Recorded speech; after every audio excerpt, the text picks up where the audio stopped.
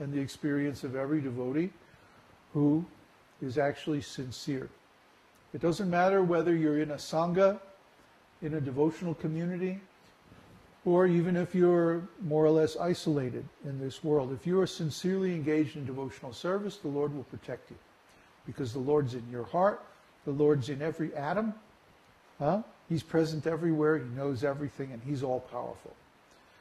So the Supreme Lord is perfectly capable of protecting His devotees and giving them the resources that they need to do their service. So then, Lord Nṛsiṁhadeva, after blessing his devotee Prahlād with pure devotional service, and then Prahlād offered so many nice prayers. Really, you should read them. I don't have them here because I don't want this to turn into a 2.5-hour talk. But Prahlād's prayers, given in the 7th chapter, I think, 7th canto, I think it's chapter 10 or 12. Prahlād's prayers to Lord Nṛsiṁhadeva are extremely instructive. Among them is the famous verse, Shravanam Kirtanam Vishnu Smaranam Padasevanam Dasyam Sakyamam Nivedam. The 9 methods of devotional service, and so many others.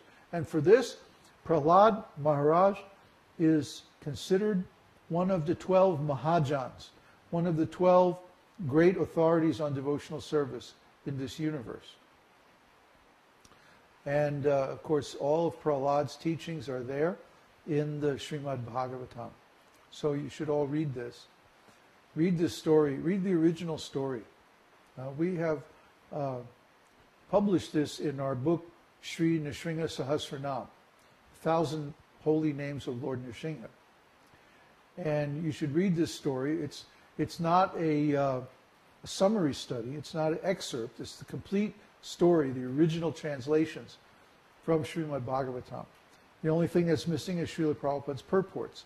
So if you want to read the whole thing, I would strongly advise that you go back to the original Śrīmad-Bhāgavatam and read the whole thing along with Prabhupada's purports. It might take an hour or two, but hey, what is a better thing to do on the appearance celebration of Lord Nṛsiṁhadeva?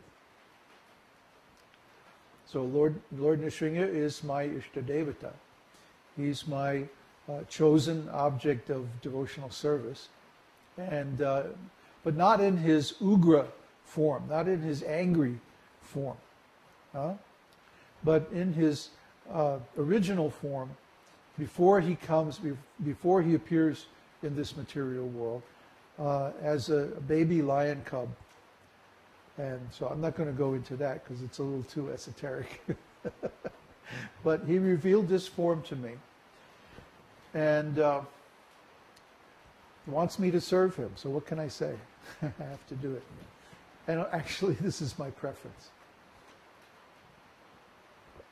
So, do we have any questions? Yes. Question from Swati. Is the appearance day of Lord Nṛsiṁhadeva the same as the day he came out of the pillar, killed Hiranyakashipu? Is the appearance day of Lord Nṛsiṁhadeva the same day that he came out of the pillar and killed Hiranyakashipu? Yes. That's why it's on the 14th day. It's not precisely on the full moon. If it was Purnima, Purnima is actually the first day of the moon's cycle, the dark cycle, the dark fortnight. But Chaturdasi is the 14th day, just before. That means there's a gap between the sunset and the moonrise. See? So Lord Nṛsiṁhadeva appeared in that gap. Try to understand. He's neither this nor that. He's neither in the light of the sun or in the light of the moon. He's neither a man nor an animal. He's neither a demigod nor a demon. He's nothing. He's not in any material category. He is what he is, as is said in the Bible. The name of God is I am what I am. Like Popeye. I am what I am. There's no category, there's no material quality that describes him. His qualities are all transcendental. So being transcendental means they're neither this nor that. They're not in any material category or any material ontology. Another question? That's what he added. So, when did he appear in his club form? He doesn't appear in the material world in that form.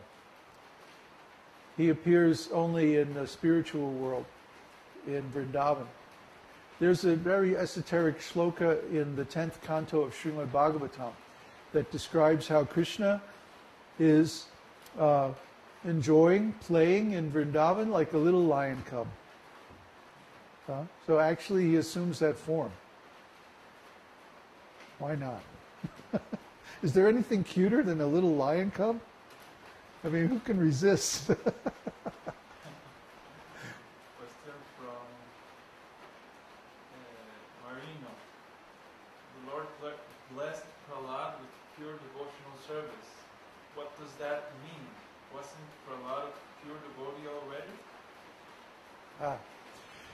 There is a difference. We've talked about this a little bit on the forum.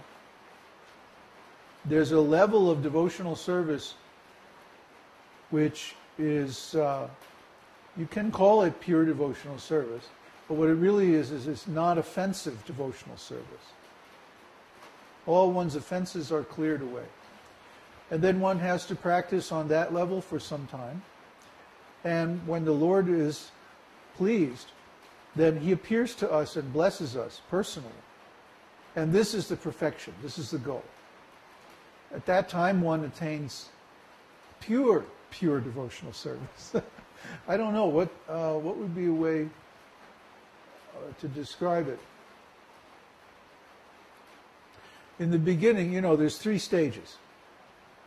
In the beginning, our devotional service is offensive. That's called the neophyte stage, or kanishta adhikari.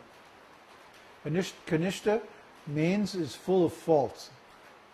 Ka-nishta, full with faults. Okay? Then, madhyam adhikari, in the middle stage, we have purified our devotional service from the different offenses. And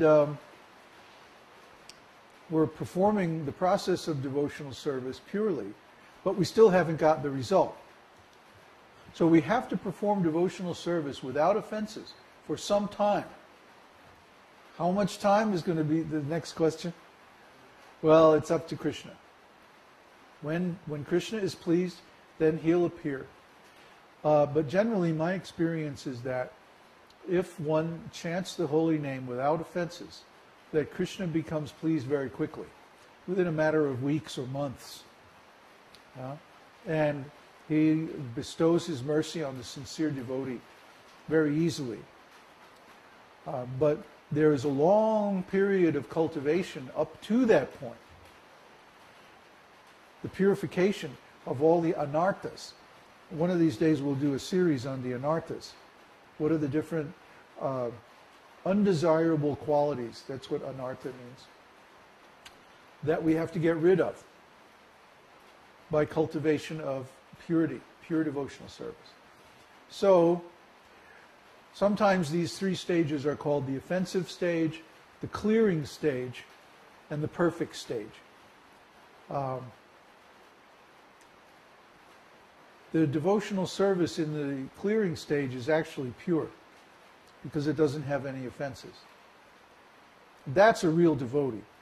The devotees in the kanishta adhikari, in the offensive stage, are still going to be very unsteady. They haven't attained yet anartha nivritti. Anartha nivritti means all the various imperfections, impurities, anarthas are gone away. Anartha. Anartha. Artha means wealth. In terms of devotional service, wealth means good qualities. So if someone has anarta, means not good qualities, or the opposite of wealth, like debts. Debts are the opposite of wealth. If you have debts, then even if you get some money, it goes immediately to pay the debt. You can't use it to enjoy. So if we have anartas, or bad qualities, material qualities, that means we have to work to overcome those. When we reach anarta nivritti, nivritti means they go away, they disappear. Then we enter the madhyama adhikari stage. And we very quickly develop steadiness, detachment, attachment to devotional service, taste, purity, transcendental emotions, ecstasy, and finally, pure